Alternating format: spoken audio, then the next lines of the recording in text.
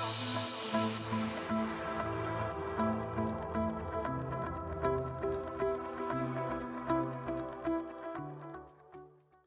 do you know what people are good at, and how do you leverage their strengths to be more effective at work? That's the question I'm answering on today's episode of the Happier at Work podcast. You're very welcome here. I'm your host, Aoife O'Brien. And in the first few episodes in this mini series that lead up to the launch of my book, Thriving Talent, I shared initially about workplace cultures and how to create positive workplace cultures. I talked about toxic workplace cultures as well, and how to avoid them and how to fix them. And I also talked about the drivers that we have, and sometimes the drivers that can become derailers, the things that get in the way of us doing our best work. Today, I'm turning my attention to the capabilities section of the book. And when I first thought of this, or when I first devised the framework, I very much focused on our strengths. And when I thought about the chapter of the book, I very much focused initially on strengths, and I thought this entire section would be about strengths. The entire section is not about strengths. So I do talk about strengths, but then I talk about not just individual strengths and how to understand what they are, how to leverage them, but also collectively as a team, how do we leverage the strengths as a team, especially when there's conflict? And also, how do we take things away that are getting in the way of us being able to use our strengths? So things like busy work, too many meetings, too many emails, things like that. So those things that get in the way, that's the topic for another podcast episode. Today, I'm going to very much focus on our strengths and leveraging strengths as part of a team. So one of the biggest questions that I get asked is, how do you know what your strengths are? So I'll spend a bit of time talking about how do we actually know what our strengths are. I think it's something that we don't talk enough about at work. It's certainly not something that we ever really openly talked about when I worked in the corporate environment. We might know that person is really good at spreadsheets, or that other person is really good at public speaking. But to understand the underlying strength, and therefore the additional skills that that person may be able to build based on the underlying strength, definitely not something that we spoke about. So how do we know what each other's strengths are? There's a few different ways that you can do that. There are some online tools available, both free and paid, that you can reference to understand what your strengths are. So through a series of questions, you'll be able to determine what your strengths are that you currently use, maybe some unrealized strengths as well, and some development areas that you didn't know, or weaknesses that you weren't necessarily aware of. So there are free and paid tools that you can use to determine that. You can also look at feedback that you've had in the past. So whether that came from peers or your managers or clients, have a look. What do people consistently say about you, about your behavior, about what you're really good at? You can have a think about, what are people coming to me to ask me questions about? What do they see in me that maybe I don't know myself? Because oftentimes we're blind to our own strengths. Another thing is to try new things. So as you try different things, do you find something that makes you feel strong, that makes you feel energized? That's very likely a strength. And maybe listening to people when they point things out, like, how did you do that? Or how did you do that so quickly? Or how did you do that so easily? Because oftentimes we are blind to our own strengths. We don't realize that what we're good at, what makes us feel strong, are the kinds of things that come quickly and easily. And we assume that everyone is the same as that. Now, when I'm talking about these strengths, I'm also talking about this is ways that you can use to identify strengths within your team as well. And I know for me in particular, it's kind of hard to understand what people are strong at. So it really takes a concerted effort for me to notice what other people's strengths are. But I think this is where feedback comes in really, really useful. Feedback from other team members, feedback through 360 forms from clients, from other managers, and things like that. So you can use that to build a picture of something, of strengths, and really getting it out into the open and talking about what we're good at. Now, another thing worth bearing in mind, it's not just about individual strengths and what I'm really good at versus what someone else is really good at. It's thinking about the bigger picture. In a team, what are the complementary strengths that we have, and how do we bring those diverse strengths together to achieve what it is that we want to achieve at work?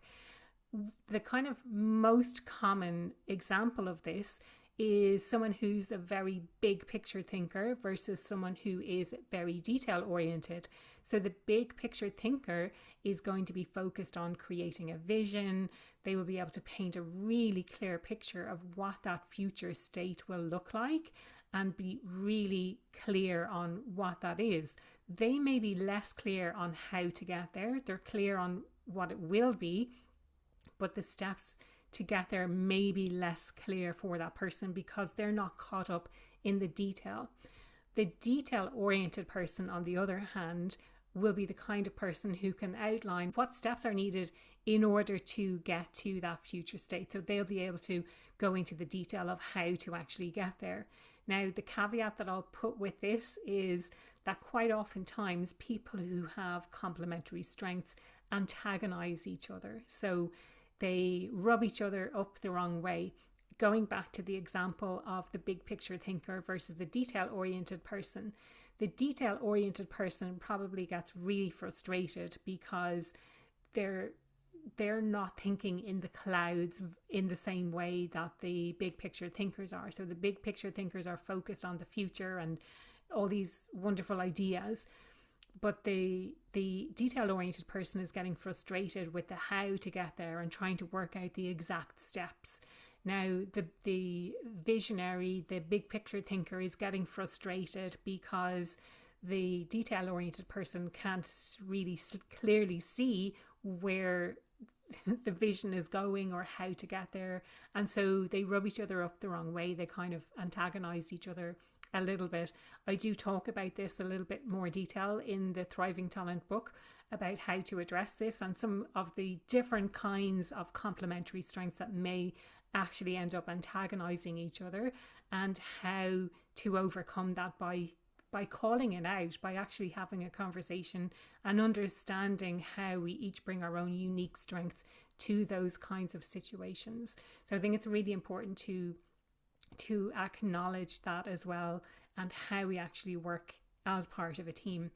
One of the other areas I look at in this section is the bigger picture of the systemic nature of work and how to get things done at a broader scale using AI, and trying not to be overwhelmed by AI, but also learning in the course of our work, because what I'm hearing more and more is people don't have time to take time out of their day to go on specific learning courses, but it makes more sense. And what I'm seeing more and more of is learning in short bursts. So whether that is 5-minute learning on the job, or using AI to be able to learn and reflect and do it in real time as you're doing your job, rather than taking specific time out for learning, which is what we would have done previously.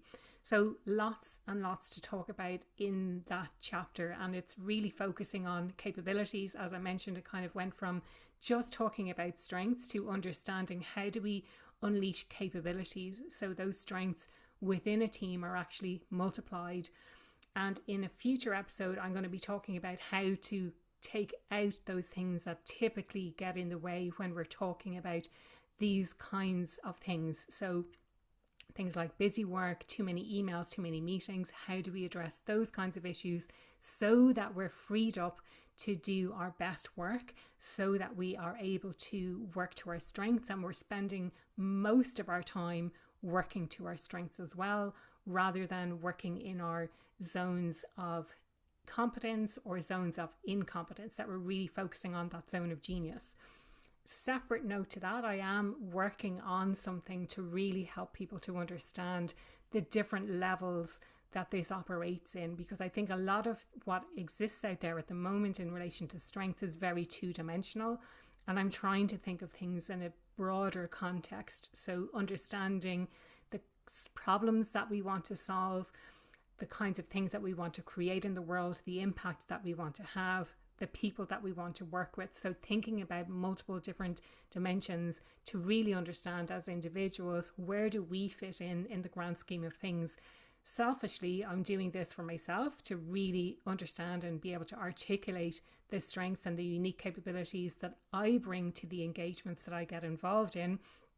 But also I see an opportunity to share this with organizations, to share this with individuals, to give them that better understanding of who they have exactly within their teams and where they're best placed, where they're actually going to fit. That's not something I talk about in the book, potentially an opportunity for a future book, but leave that with me for the time being.